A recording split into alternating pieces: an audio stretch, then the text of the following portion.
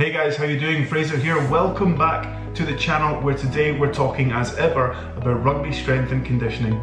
Today I'm going to show you one of our morning group's lower body strength and power sessions. So if you saw the last video, it's an upper body session and you'll know that we keep things super simple and the guys come in early to check in and do their self-care before they go up to the Tenzo and put on the performance hat, if you like. And guys, these are just example sessions from what one of our group is doing. Doesn't mean this is specific to you and that you should follow it. I'm just giving you a little bit of insight and information as to what we're doing, a bit of a snapshot if you will. So this morning we start with two power-based exercises. Here you can see the guys drop and stick the landing on a single leg and then they bound from one leg to another leg to a jump. So they do that 4 times in total, 2 each leg, and that's superset with weighted box jumps.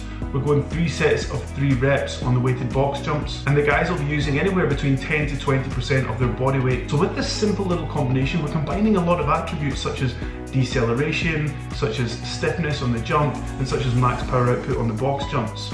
Now when I say block, we are training things concurrently, but when it comes to the jumps, there might be a focus on max output, max height, there might be a focus on repeats, there might be a focus on stiffness, but here we're combining it all at the end of the block, feeling good, ready to perform on Saturday. So next, the guys are moving on to the strength section of the workout, where they have 3 sets of 3, and we're going to step load up to a heavy 3, which we do with our 5RM.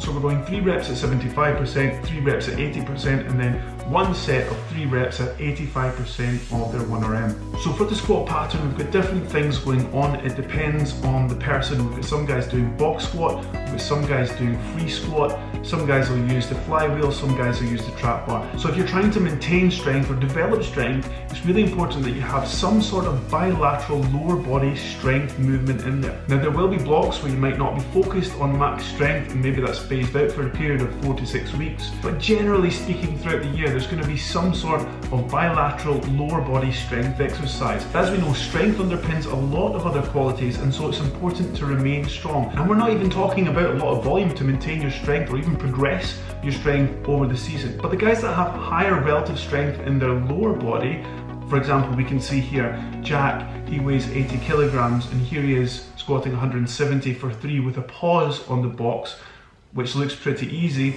We have Tista, he's actually one of our back row players, that's doing free squats for a set of 3 with 160. Remember, these guys are saving some in the tank, these aren't max out reps. These are the guys that have the highest dominant collisions on the pitch, whether that be in attack or defence. So it's a really good idea to make sure that you're staying strong or developing your lower body strength if you need to in the season. Now after the squat pattern, we went on to the hinge pattern, and again we step loaded 3 sets of 3 on the RDL. Some guys were doing single leg, other guys were staying bilateral. The important thing here was, just like the squats, they're saving 2 reps in reserve on their top set, because later on today we actually have a rugby session, and within that rugby session we have acceleration targets around what zones and how many, and also high speed meter running, how many meters people should cover at certain speeds. So there's going to be a little bit of speed work tonight, so it's important that we're not absolutely gassing out and maxing out the legs, but this week this was the best day to get in our lower body strength stimulus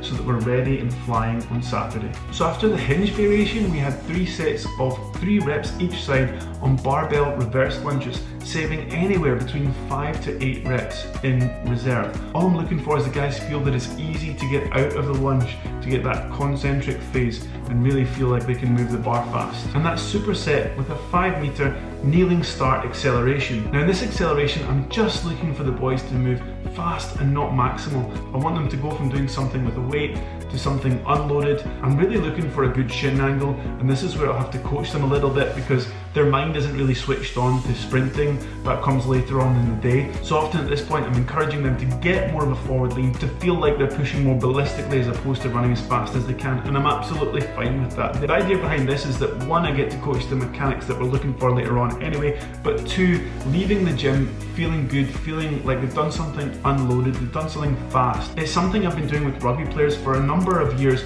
not this particular movement, but just finishing with something ballistic or fast. Anecdotally, it seems to work really well. Guys come in and they hit their targets really well in the evening session in terms of high speed meters, in terms of accelerations, and also subjectively they just feel better than, say, leaving with some sort of hypertrophy finisher or something like that. But again, that's my observations. I would love to follow that through with some robust research. Anyway guys, that's the session finished for lower body, and that's it for the week. That's all they'll do for their lower body for the whole week, and that's a typical kind of format that we follow in season. So if you're taking anything from this video, it should be that sessions can be short and simple and precise. You don't need to spend hours in the gym in season. You don't need to have super high volume or even super high intensity to get carryover from the gym to the pitch. Just remember what attribute you're trying to train or maintain, target that, and in and around there you can add in things for your individual needs. Guys, I hope that's been helpful. If you missed the upper body video, I'll link it here now. Enjoy guys, I'll see you in the next one. Thanks, cheers.